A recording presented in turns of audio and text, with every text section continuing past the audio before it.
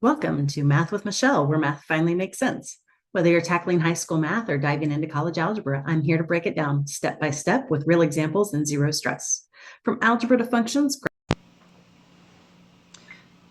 Many times as students begin their work with college level mathematics, it goes back to some basic vocabulary, one of those being the real number system. If you've watched some of my videos from the Algebra 2 level, you might have known that I've talked about complex numbers or imaginary numbers, but this is just really talking about the real numbers themselves. So all real numbers can be divided into two categories.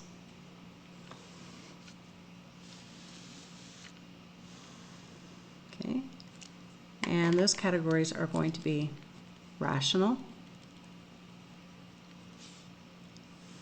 and irrational. Now, in the word rational, we see the word ratio. Okay, these can, emphasis on the word can, be written as a fraction.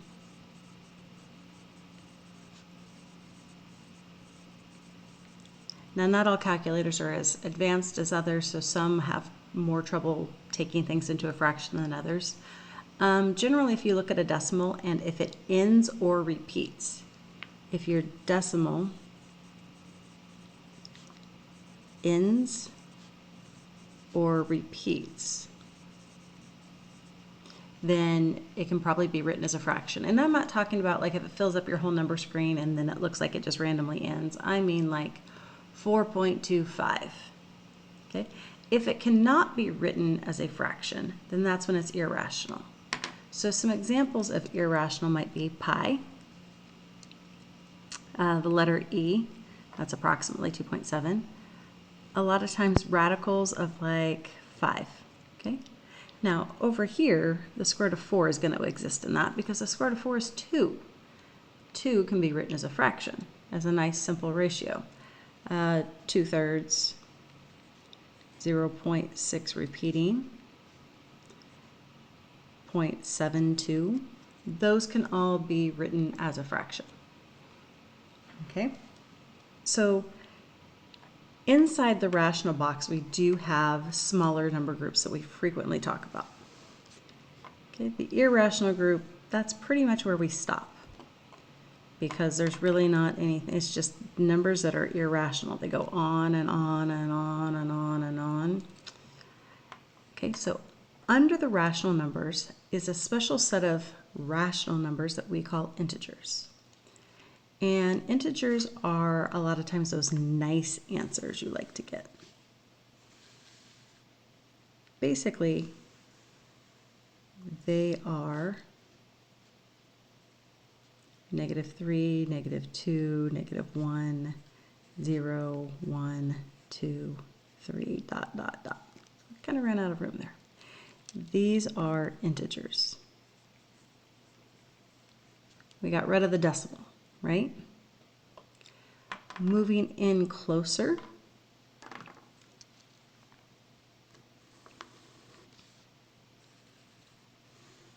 this box is our whole numbers. So the whole numbers are a subset of the integers, and the integers are a subset of the rational. And then moving even in closer, this time I'm going to write the vocab word below, are the natural numbers.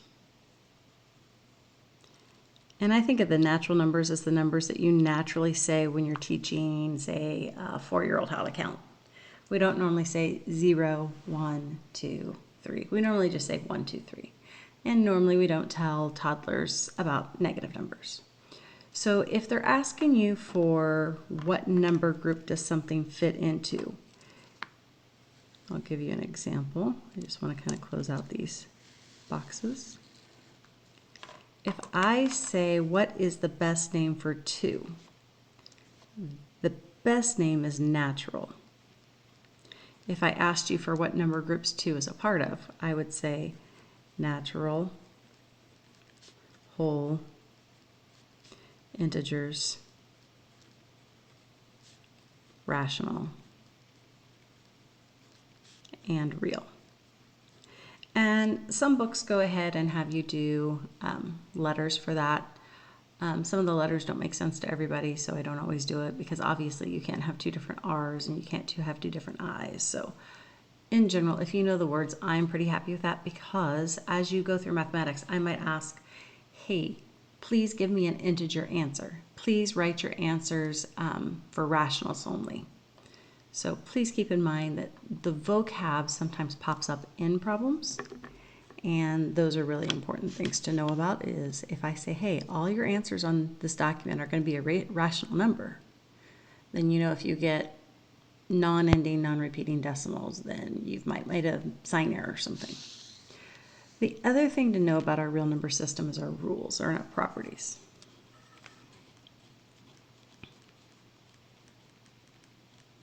Okay? I'm going to give you the name.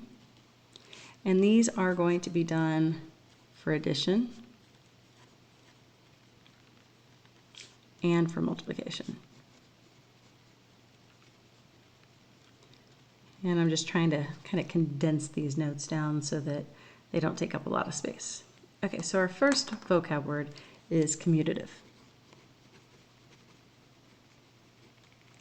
And if you think about the root word there, commute, you commute back and forth to work, you commute back and forth to school. The distance you drive from home to school is the same as the distance you would drive from school to home. So in addition, that might be 5 plus 3 equals 3 plus 5. Or A plus B equals B plus A. Now, commutative does not work for subtraction because if you have $100 and you spend $300, you go in the hole. That's very different than having $300 and only spending $100. But it does also work for multiplications. 4 times 3 equals 3 times 4, or AB equals BA. And we frequently use these to just rewrite problems to where they're visually appealing. I know I normally don't write 5 plus x. I normally write x plus 5. Okay, associative. Associative is, you see your associate. Sometimes you associate with your colleagues. Sometimes you associate with your family. Sometimes you associate with your friends. It's the grouping one. So if I were to do 1 plus 5 plus 3, I could do 1 plus 5 is 6 and then add 3 and get 9. Or I could do 5 plus 3 is 8 and then add 1 and get 9. The same thing with multiplying. 2 times 7 times 3. I could do 2 times 7 is 14, then multiply that by 3, and I would get 42. Or I could do 7 times 3 is 21, and then multiply that by 2 and get 42. So this is our grouping. You'll notice the sign outside of the parenthesis and the sign inside the parenthesis is the same. Oops, A times BC equals AB multiplied by C. So that's very important that we notice that the associative property has a plus sign and a plus sign, or a multiply sign and a multiply sign. Keep that in mind because some people think of it a little bit more like commutative, and it's written very significantly different than commuting. Or not commuting, but distributing. But I just want to remind you that this is our grouping. Okay, identity. I think students normally forget about the identity property. They're just like, yeah, duh. So an identity is something we can do that won't change it. So instead of giving an example, I think you can agree that if we take any variable and we add 0, it did not change it. Or if we take any variable and we multiply by 1, it does not change it. Those are the identities. It's kind of like going and getting a haircut. You could shave your head, but it doesn't change your social security number, right? Change the way you dress, appear, whatever. Your identity, your fingerprint is staying the same. Your social security number is staying the same, even though you've done something to alter your outward appearance. Whether it be new hair color, haircut, makeup, whatever. Again, these are not true for subtraction and division. And the property you most frequently see, and I'm going to write it different, just so you guys understand that it doesn't matter. So you'll notice that there is an addition problem inside with a letter outside. Now I know normally you would see the multiplier in front. It doesn't change anything because the commutative property, that back and forth, that works. Okay, so for example, x plus 2 multiplied by 5 is 5x plus 10. And again, I purposely wrote that backwards just so that you guys would see that it's written a smidge different. Okay, so those are our basic properties. What happens with negatives? Okay, so properties with negatives. What happens when you take -1 and you multiply it by a number? You get negative that number. So if I had -1 times -7, I would get the negative version of it. Changes the sign, right? If it was positive, it becomes negative. If it was negative, it becomes positive. So what happens when you have negative a? Oh, we just talked about that. It becomes positive. And if you have a negative times a positive, that's really just a -1 lead coefficient. So this is really just your sign rules. So a negative multiplied by a negative becomes a positive. And if I have a negative in front, this is the same as saying -1 a plus b, so we're distributing a -1 through, and we're getting -a minus b.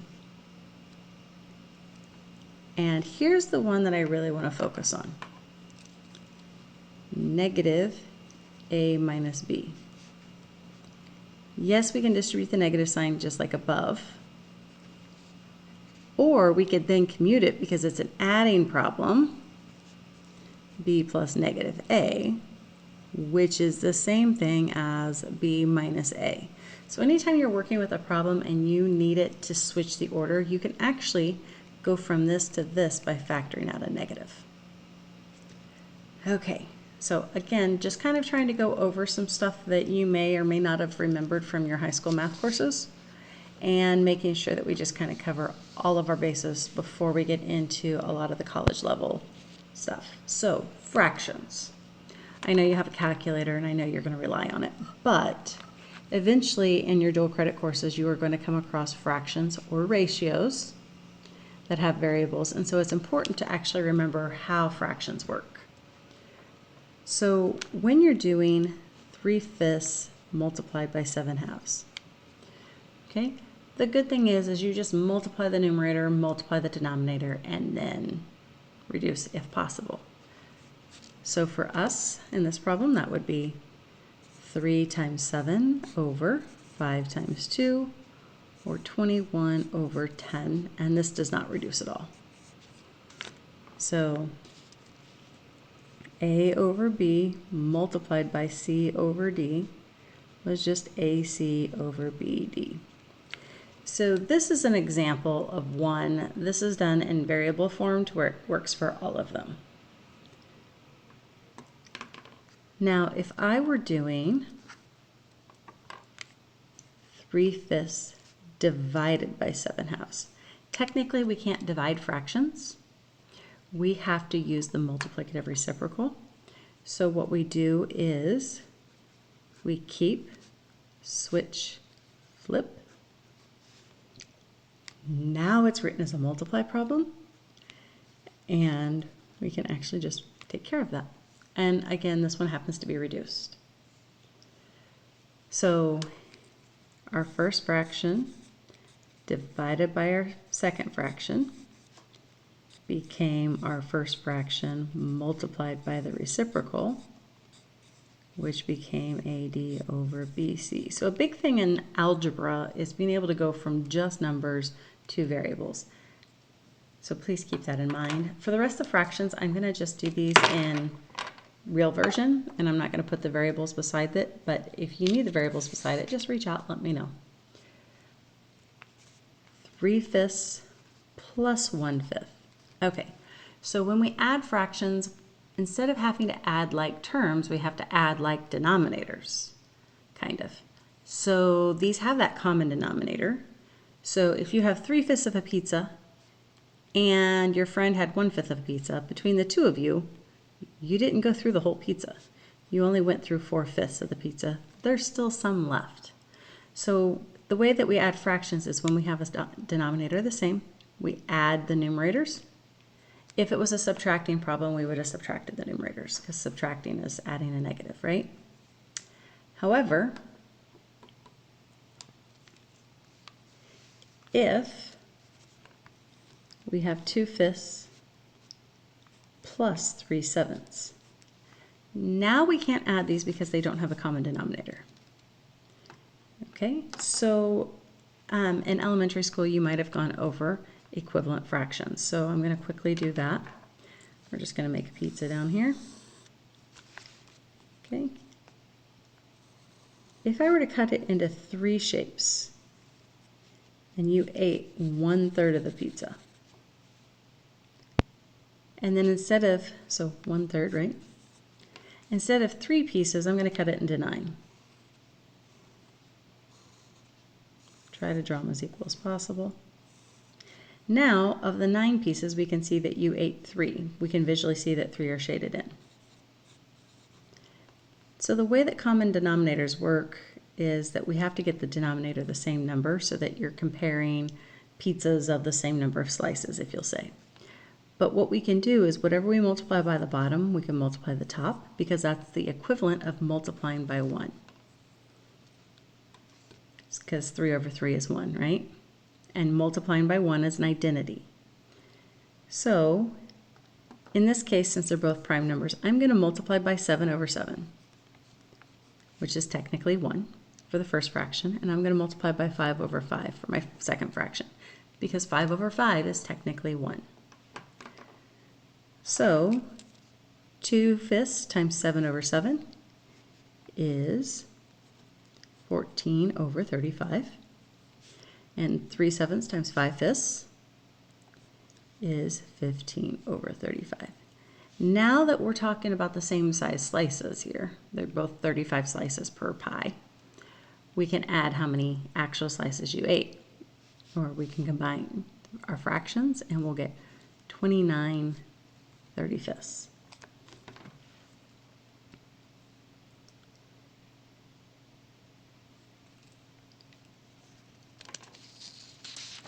A couple other notes that I want to make sure we understand is that A times 1/b. Technically, we have to remember this is over 1. So it really equals A/b. And the reason why I say that is a lot of times you'll see something written x/3. This is the same as saying as x times 1/3 or 1/3 x. So being able to write it as a quotient versus a product can be very helpful depending on where we're at in the brain. The other thing is a lot of times I have students who say they want to use cross products. But in all the examples before, I just gave you an expression, meaning a problem without an equal sign. It's only when we have something like x/3 equals 5/2. See the equal sign? Now this is an equation.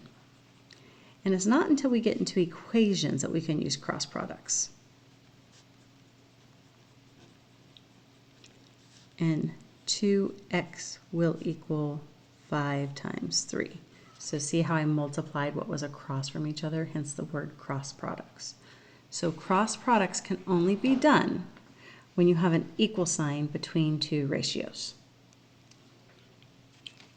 Okay, so now that we know some stuff about some numbers, now let's think about our notations. Okay, so with the notations, and this is going to be huge in your college classes, we have this that means the word set. These are set notations. Let that, there we go. Come on. Get mine. Now, the set notation is even in our calculators.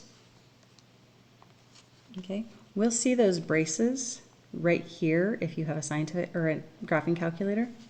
And we can make a list. Say we want to do 1, 3, 7, 9. And that's our list.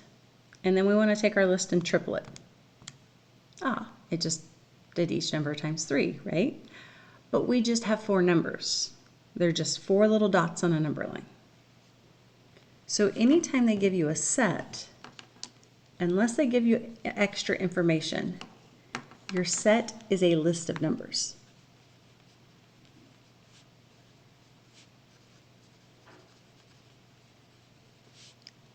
Again, unless they use an inequality sign.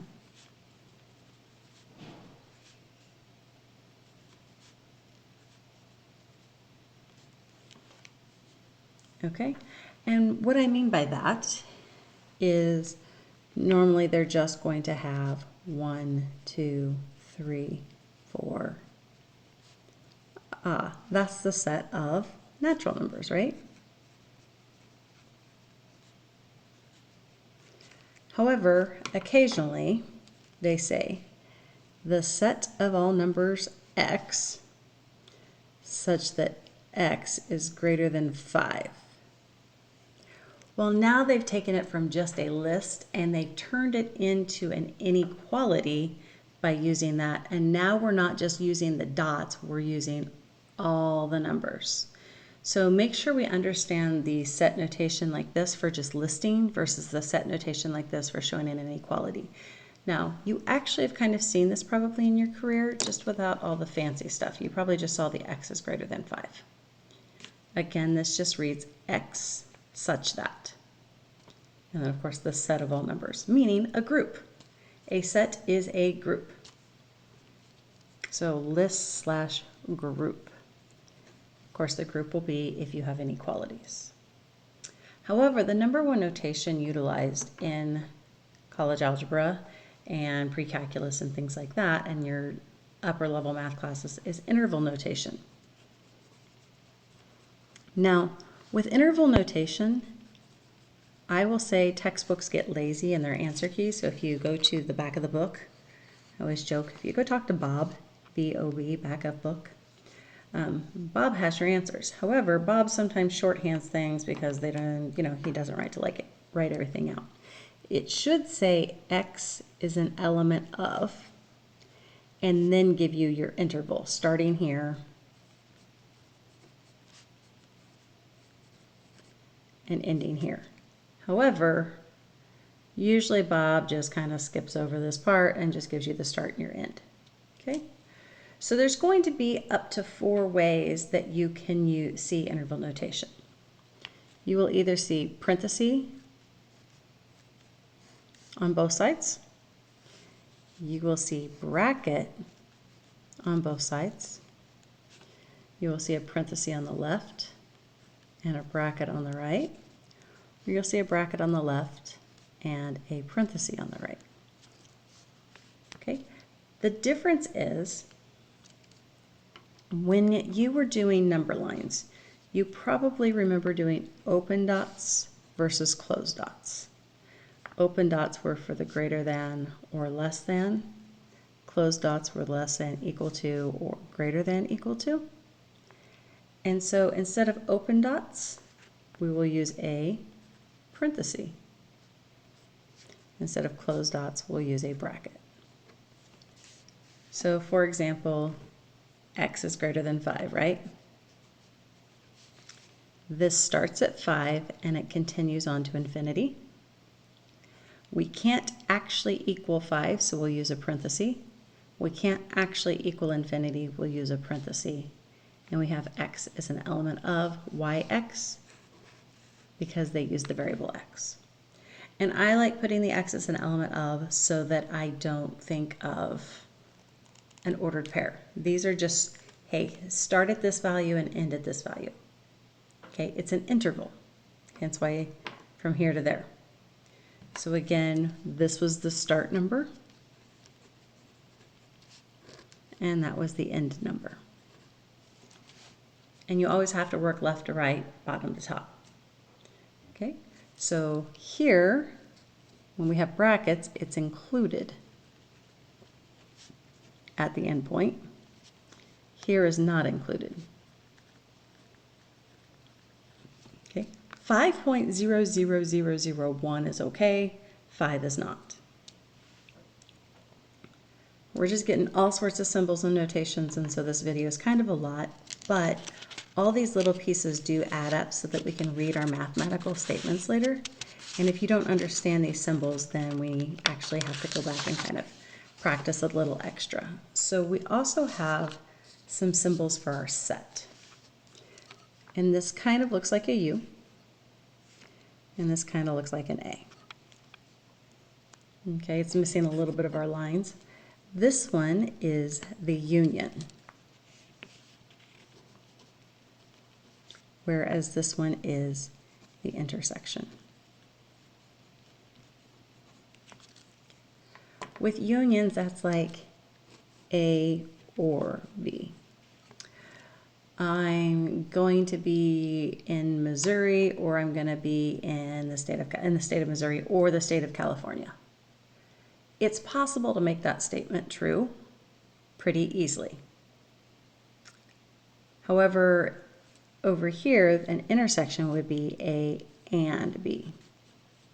I'm going to be in the state of Montana and the state of Florida. I don't know about you, but my legs are not long enough to be in both at once. So this is worded a little different than that, and we kind of have to think about that. So I find these better if you have a visual. Venn diagrams are the best visual.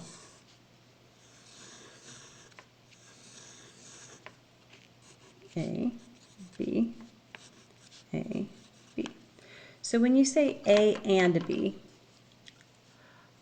if you go to the car wash and you ask them to clean the inside and the outside, you only want to pay them if they do both, right? So when you say and, you're saying both. Both have to happen. If you say, hey, clean the inside or the outside, well, now they could have just cleaned the inside, they could have just cleaned the outside, or they could have made you super happy and done both. So the union is everything in both circles combined. Okay? It's kind of like dumping everything into one household. When you and somebody else decide to move in together, you just put your stuff and their stuff in. Sometimes you have duplicates, you know? Maybe you both had a microwave. Who knows? So now let's kind of look at how those problems might look.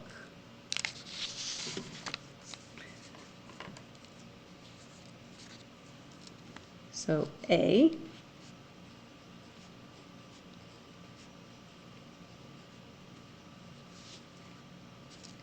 have A in black, I will have B in blue.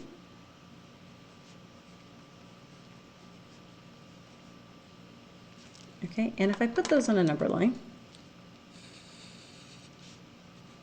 0, 1, 2, 3, 4, 5, 6, 7, 8, 9, 10. A is just, whoops, wrong color. 1, 2, 3, 4. B is 2, 4, 6, 8. So if I ask you to list off the numbers that are in A or B, I don't care whether it's in A, I don't care whether it's in B, I just want to know, is it part of the list? So A or B, we're just going to say, hey, A or B is the set 1, 2, 3, 4, 6, 8. There's no need to list numbers twice. You've listed it. However, if I said, what is in A and B, now I'm asking for that overlap. And that would just be the set 2, 4. Now, quick note, A or B could be all real numbers.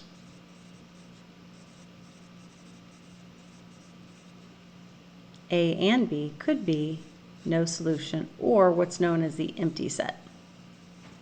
For example, could you give me the list of rationals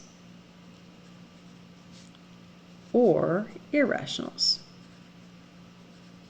If you went back and looked at the chart, that chart took reals and it split it up into rationals and irrationals. So when I have an or here, this would be all real numbers. And some people use this fancy like capital R to abbreviate reals. It's kind of like a double bar on the left. Okay, but if I asked you for a rational number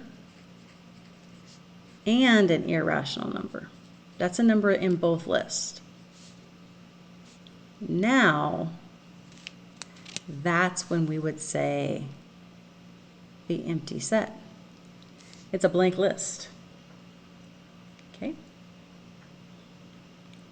So those notations, those are just sets. They were lists of numbers.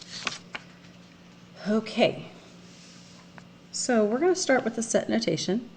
The set of all numbers A such that -3 is smaller than A, which is smaller than or equal to 9. So on a number line, A is smashed between -3 and 9, right? I'm just going to do a rough sketch. Here's -3, here's 9. A is somewhere in the middle here. It could actually be 9, but we can't include -3. All we're doing is switching out a solid dot for a bracket, and since this is on the right side, I'm going to use the closed bracket. And an open circle is going to a parenthesis. Since this is on the left side, we're going to open that parenthesis. And we're stuck in the middle. Now drawing this number line is really key. And again, I'm going to remind you guys that this little thing here meant such that. Okay. So going to interval notation, it's easier to say A is an element of, and that's kind of like a C with just a straight line through it. It's a weird funky symbol, I know. Starting at -3, ending at 9. Okay. So again, that symbol just means is an element of. Meaning, hey, it's part of the group. So we can really see that our number line that you might have drawn whenever you were in a lower level really closely related to that interval notation. And this interval notation is very, very, very important. Okay. So now I'm going to do the set of numbers y such that y is smaller than -2. Okay, so let's think about that on a number line. -2 is between -1 and -3. I actually have more numbers on my number line, so it's a little bit better of a number line. We want numbers left or smaller than -2. I always have told my high school students that when they see a turn signal, you know, this is pointing to the left, that you can think turn signals or shading. So we're going left from -2. But we could not include -2, so I have to use a parenthesis, not that hard bracket, because -2 does not satisfy this statement. I did this first because we notice it's starting at -infinity and ending at -2. So when I do my interval notation, I'll say y is an element of starting at -infinity, ending at -2. And if you're having trouble with your infinity signs, it's just an 8 turned on its side. Okay, so these are going to be written in shorthand interval notation, and I just want you guys to state the final solution. We have an interval 1, 3, or the interval 2, 7. What would that final union look like? Okay, well, think about it this way. The first person brought numbers between 1 and 3 and dumped them in the cart. The second brought numbers between 2 and 7 and dumped them in the cart. And we don't care who put them in the cart. We just care that it was in the cart, right? So since this is a union, this is going to include all the colors, whether it be green or pink. So we can simplify this statement by saying, hey, look, when you put the statements together, it started at 1 and it ended at 7, and 7 was included. 1 was not. If we switch it up though, and we say 1, 3, and 2, 7. Now we're just going, hey, what did both people put in the cart? What did green bring to the table and pink brought to the table? Well, that would just be the stuff between 2 and 3. So this would now simplify to 2, it was included, 3, it was not. So make sure we understand that this is an and this is an or. A lot of times your and statements will be combined into a single statement. Your or statements can be written as 2 separate sections because maybe you brought stuff from the automotive section to the cart and your friend brought stuff from the cooking section. So it doesn't matter, they all got in the cart. You didn't have any overlaps, and I try to use real life analogies like putting items in a cart, just so you can visualize what we're talking about with ands and ors. Okay, and I promise I understand these properties get a bit long. It's all right. There's a lot of information here, so if you have to back it up and go back and go, hey, what did that mean? Another property students in algebra don't always remember from their high school days is what the absolute value of x means. Okay, this really means distance from 0.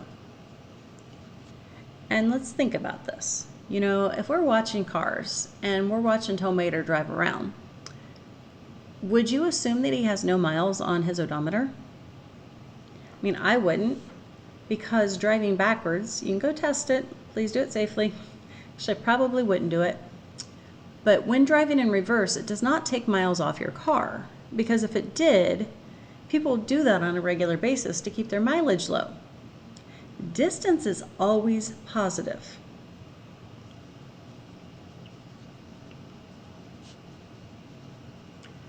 In other words, I don't care whether you went east from 0 or west from 0.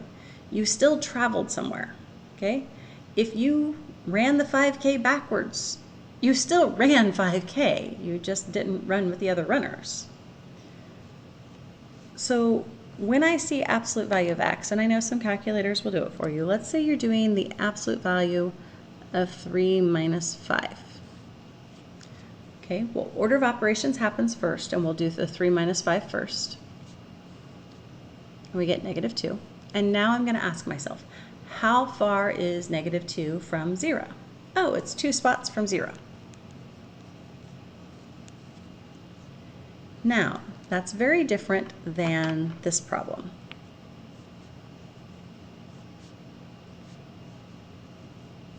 So you'll notice I changed this up. Now they're each in absolute values. So how far is 3 from 0? Well, it is 3 spots from 0. Minus, how far is 5 from 0? Well, it's 5 spots from 0. And now, after I did the absolute value for them each independently, now I'm going to subtract. So order of operations does come into play with absolute value. And you might be going, well, why is absolute value in this? Are we going over that? Well, you might be asked to do this kind of problem. Okay. So I'm going to put this in mathematical statements. The distance, because of the absolute value, right?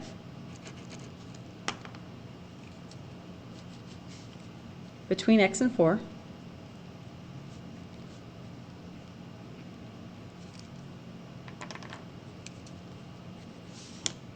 is 5. Okay, so where could x be? Where / what is x? Well, let's think about that visually. Okay. I know where 4 is on a number line, right? The distance from 4 to x is 5. So if I go 1, 2, 3, 4, 5 spaces this way, I'm at 9. 1, 2, 3, 4, 5 spaces this way, I'm at -1. So x could be at -1 because it could be 5 spaces left, or it could be at +9 because it could be 9, 5 spaces to the right. Now notice 4 wound up in the middle, and we jump 5 spaces each way. So we can really think of it like this: x minus middle equals number of spaces each way, right? X minus middle equals number of spaces each way. And here we went 5 spaces each way. Why is it written like that? Well, normally absolute value is compared to 0. So to get this back to 0, we're going to have to move it to the right 4. So think about it this way. Here's 0. If I did a distance of 5 each way, but now shift everything 4 spaces that way. That's how we're getting the -1 and the 9 with -4 in the middle. Or sorry, +4 in the middle. And -4 in the brain. So they have adjusted it by 4, so we have to adjust it accordingly as well.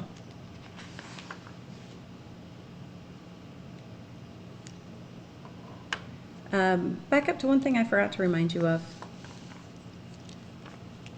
Absolute value of 5 minus 3 is the absolute value of 2, which is 2. So just a quick note.